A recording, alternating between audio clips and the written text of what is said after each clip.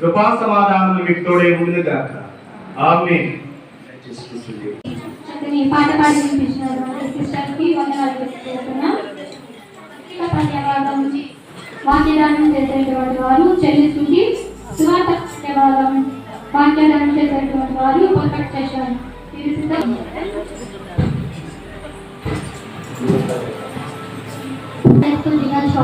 పత్రికా పాఠ్యభాగం ద్వారా ఇంత కొద్ది వాక్యాన్ని పంచుకోవడానికి అవకాశం ఇచ్చినటువంటి దేవాది దేవునికి వందనాలు తెలియజేస్తున్నాను. అలాగే పాస్టర్ గారికి, కమిటీ వారికి, సంఘ పెద్దలకు, క్రీడ సమాజం వారికి, యూత్ వారికి ప్రత్యేకమైనటువంటి వందనాలు తెలియజేస్తున్నాను. ఈరోజు పత్రికా పాఠ్యభాగంలో అపోస్తుడైన పౌలు ఫిలిప్పీలో ఉన్న క్రీస్తు సంఘానికి పత్రిక రాస్తూ మొదటి దినం నుండి ఇది వరకు సువార్త విషయంలో మీరు నాతో పాటుగానే ఉండడం చూసి మీలో ఈ ప్రక్రియను ఆరంభించిన వాడు యేసుక్రీస్తు దినము వరకు దాన్ని కొనసాగించునని రుచిగా నమ్ముచున్నాను. కనుక మీ అందరి నిమిత్తము నేను చేయు ప్రతి ప్రార్థనలో ఎల్లప్పుడూ సంతోషంతో ప్రార్థన చేయొచ్చు. నేను మిమ్మల్ని జ్ఞాపకం చేసుకున్నప్పుడల్లా నా దేవునికి కృతజ్ఞతలు చెల్లిస్తున్నాను. సామెత గ్రంథము 15వ అధ్యాయం 29వ వచనంలో చూసినట్లయితే, నీతిమంతుల ప్రార్థన ఆయన అంగీకరించింది.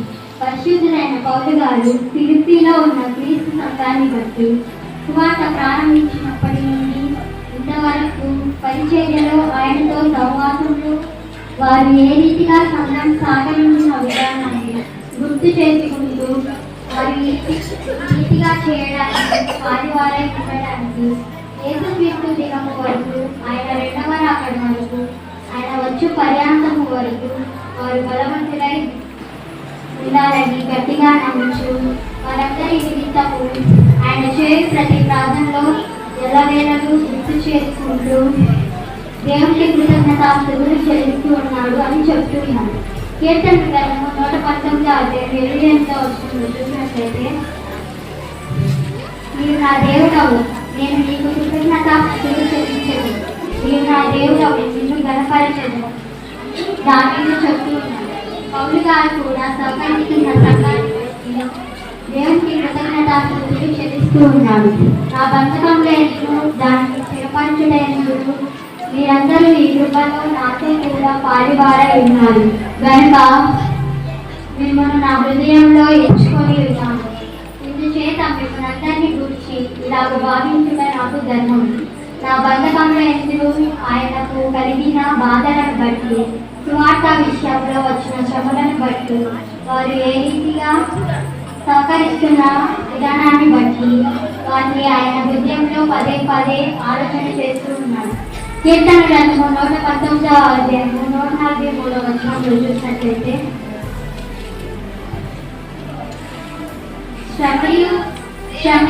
వేదనయు నన్ను పట్టి ఉన్నవి, అయినను సంతోషం కలుగు చేస్తున్నవి. శ్రమ వచ్చిన వేదన వచ్చిన వాటిని ఆయన సంతోషంతో ఆయన దేని కొరకు పిలువబడ్డాడు ఆ పిలుపుకు తగినట్టుగా ఉన్నాయి. అపోస్తల కార్యములు 9వ అధ్యాయం 18-16 వచనాలు చూసినట్లయితే, అందుకు ప్రభువు నీవు వెళ్ళుము, అన్యజనుల ఎదుటను రాజుల ఎదుటను ఇశ్రాయేలీయుల ఎదుటను నా నామము భరించుటకు ఇతడు నేను ఏర్పరచుకొనిన సాధనమై ఉన్నాడు. ఇతను నా నామము కొరకు ఎన్ని శ్రమలను అనుభవింపవలనో నేను అతనికి చూపుతున్నని అతనితో చెప్పాను. తర్వాత ప్రభువు కొరకు ఆయన పడిన శ్రమలు అన్ని కావు.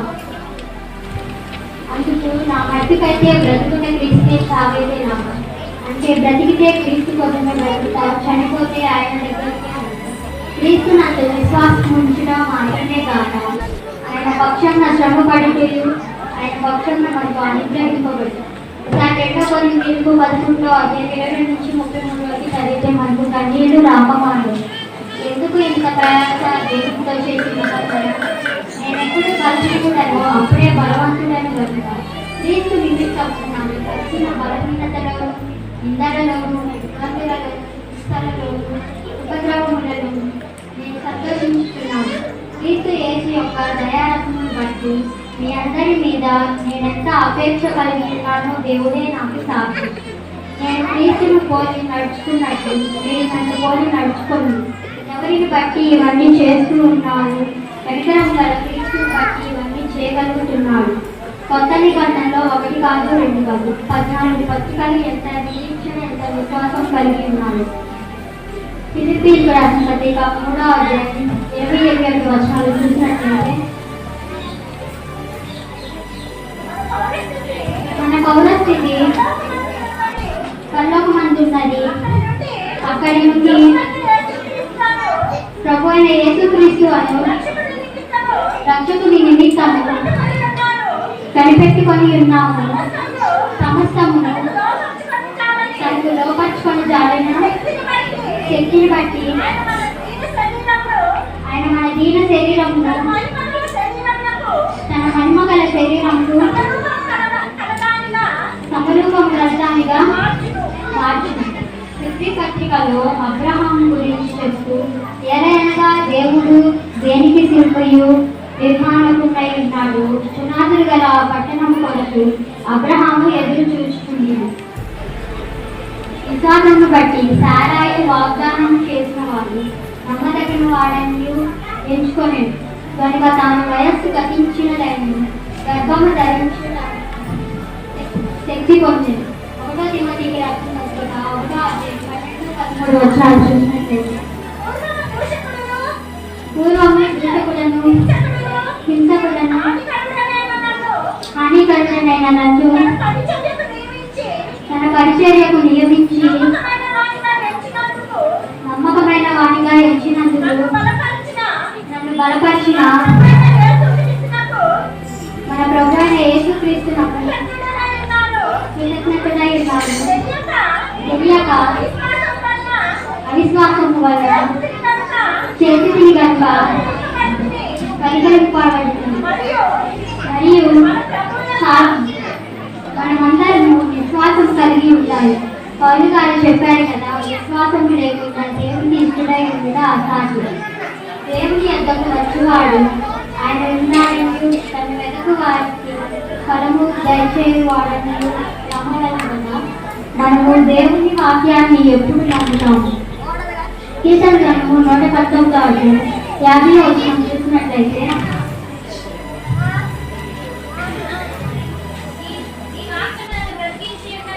ఈ వాక్యం నన్ను బ్రతికించి ఉన్నది, నా బాధలో ఇదే నాకు నెమ్మది కలిగించున్నది. నేను సాత్వికులను దీన మనస్సు గలవాడును కనుక మీ మీద నా కాడి ఎత్తుకొని నా యొక్క నేర్చుకోండి, అప్పుడు మీ ప్రాణములకు విశ్రాంతి దొరుకుతుంది. నా కాడి సులువుగాను మీ భారము తేలిగ్గాను ఉన్నది. కాబట్టి పౌలు గారు పొదువు కలిగినందున నేను ఇలాగ చెప్పుకోలేదు. నేను ఈ స్థితిలో ఉన్నాను, ఆ స్థితిలో సంతృప్తి కలిగి ఉంటున్నాను, నేర్చుకొని ఉన్నాను. దీన స్థితిలో ఉండలేదు, సంపన్న స్థితిలో ఉండలేదు. ప్రతి విషయంలోనూ అన్ని కార్యములలోనూ కడుపు నిండి ఉండుటకును, ఆకలితో ఉండుటకును, తృప్తి కలిగి ఉండుటకును, వెర్రిలో ఉండుటకును నేర్చుకొని ఉన్నాను. నన్ను బలపరిచి నేను సమస్తమును చేయగలను. అయినను నా శ్రమలో మీరు పాలు పంచుకున్నది మంచి పని. ఫిలిప్పీయులారా, సువార్తను నేను బోధింపనారంభించి మాసిదోనియాల నుండి వచ్చినప్పుడు శిక్ష విషయంలోనూ శిక్షణ విషయంలోనూ మీరు తప్ప మరి ఏ సంఘపు వారు నాతో పాలువారే కాలేదని మీకే తెలియదు. ప్రేమ తెలివితోనూ సకల విధములైన అనుభవ జ్ఞానంతోనూ కూడినదే అంతకంతకు అభివృద్ధి పొందాలని దేవుని యొక్క నీతి ఫలములతో నిండుకోవాలని క్రీస్తు దినము వరకు నిష్పపట్టుగాను నిర్దోషులుగాను కావాలని ప్రార్థించుతున్నాను. ప్రపంచ సమైక్య దినోత్సవం వరకు ఇచ్చేసిన కమిటీ వారికి, డెలిగేట్ గారికి, సంఘ పెద్దలకు, స్త్రీల సమాజం వారికి, యూత్ వారికి మరియు ఇంతవరకు ఈ అవకాశాన్ని ఇచ్చినటువంటి పాస్టర్ గారికి ప్రత్యేకమైనటువంటి వందనాలు తెలియజేస్తున్నాను. చక్కగా వాక్యోపదేశం చేసినటువంటి చరిత్రని వందనాలు తెలియజేస్తున్నాం. సువార్త పాఠ్యభాగము వాక్యోపదేశం చేయటకు కొరబడి చేసిన ముందుకు రావాలి.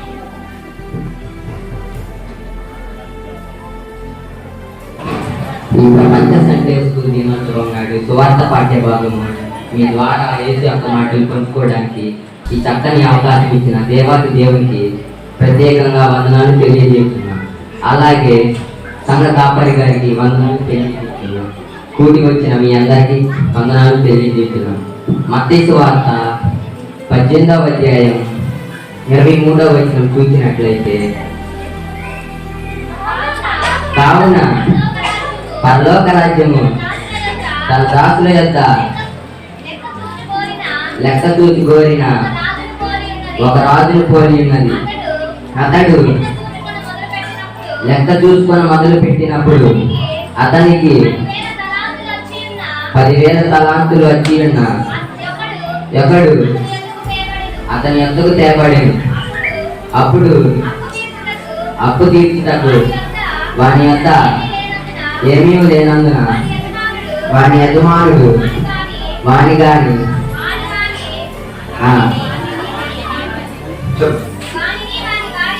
వానిని వాని భార్యను పిల్లలను వానికి కలిగిన యావత్తును అమ్మి అప్పు తీర్చవాలని ఆజ్ఞాపించను. కాబట్టి ఆ దాసుడు చాలమ్మా. దేవుడు దయామయుడు. ఆయన కోరేది పాపుల పరివర్తననే కానీ వినాశనం కాదు. ఎందుకనగా భూజనులు ఆయన మేపేటి గొర్రెలు. కీర్తన గ్రంథం 1వ అధ్యాయం 103వ వచనం చూసినట్లయితే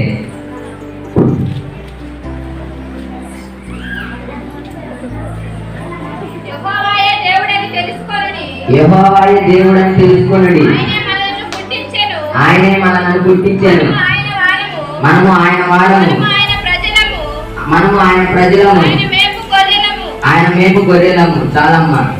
పరిశుద్ధులు అయితే మానవుడు ప్రేమ వలన సృజింపబడ్డాడు. ఇక్కడ చూసినట్లయితే దేవుని ప్రేమ వలన దేవుడు మనల్ని చేశాడు. మీకా గ్రంథం 6వ అధ్యాయం 7-8 వచనాలు చూసినట్లయితే వేల కొద్ది పొట్టేళ్లను వేలాది నదులంత విస్తార తైలమును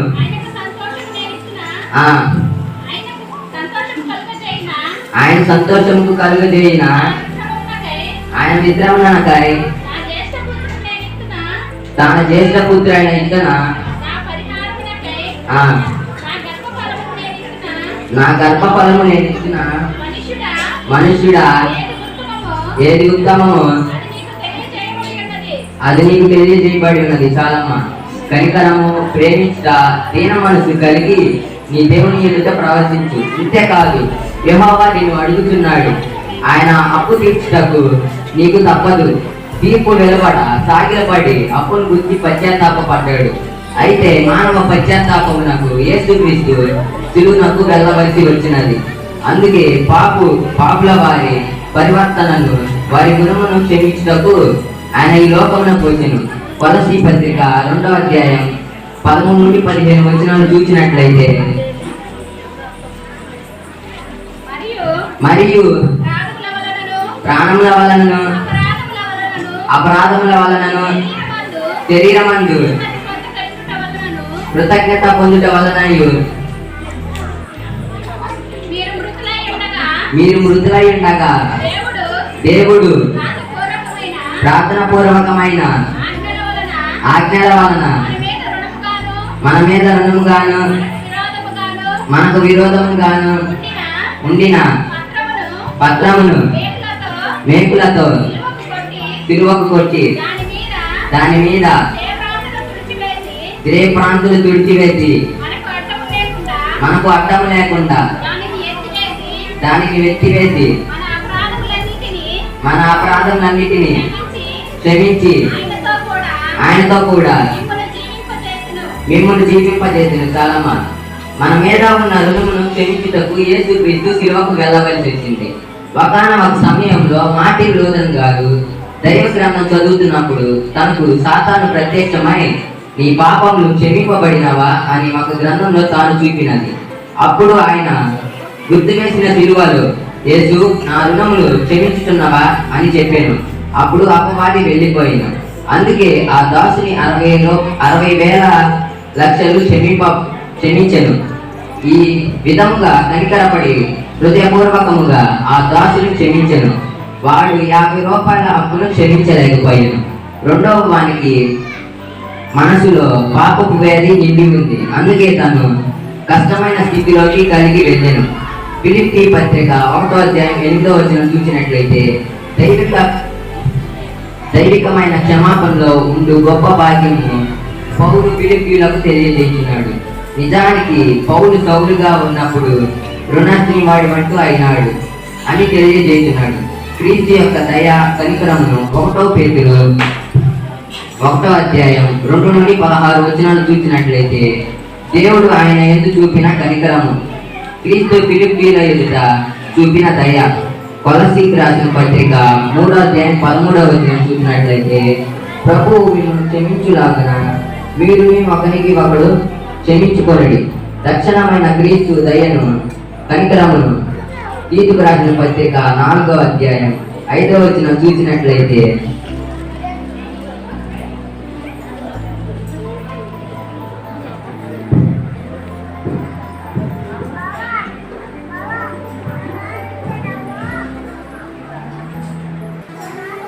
తీతు పత్రిక 3వ అధ్యాయం 4 నుంచి 7. మన రక్షకుడైన దేవుని యొక్క దయను మానవుడి ఎడల ఆయనకు ఉన్న ప్రేమయు ప్రత్యక్షమైనప్పుడు మనము నీతిని అనుసరించి చేసిన క్రియల మూలముగా ఘనత కాక తాను కన్నీరు చొప్పుననే పునర్జన్మ సంబంధమైన ప్రాణము ద్వారాను పరిశుద్ధాత్మ మనకును